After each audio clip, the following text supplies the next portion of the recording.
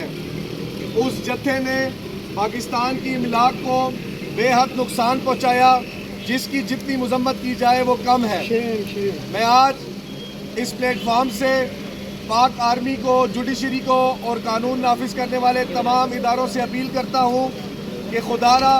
ایسی سوچ رکھنے والے ایسے فسادی جتھوں کو فی الفور کنٹرول کیا جائے اور یہ دیکھا جائے کہ ان کی تاریں کہاں سے ملتی ہیں۔ وہ کون لوگ تھے جنہوں نے کنٹینر پہ چڑھ کے کہا تھا مارو، جلاؤ، گھراؤ؟ ان کو ان کے سیاسی نام نہاد لیڈروں نے جو تعلیم دی،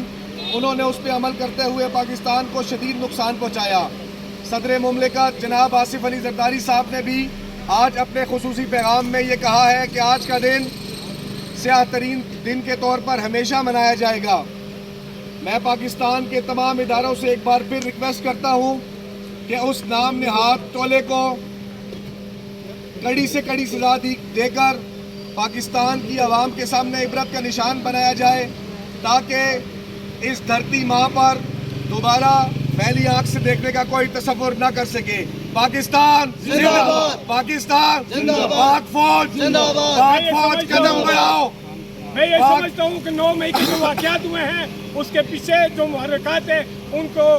قرار واقعی سزا ملنی چاہیے، اور جن لوگوں نے یہ واقعات کروائے ہیں ان جماعتوں کے اوپر، اس جماعت کے اوپر پابندی لگائی جائے، تاکہ آئندہ کسی کی ضرورت نہ ہو کہ پاکستان کی کسی تنظیمات یا پاکستان کے کسی ادارے کے خلاف کوئی سازش کر سکے، اور رہتی دنیا تک پاکستان کے خلاف کسی کی ضرورت نہ ہو کہ ایسی دوبارہ کوئی حرکت کر سکے۔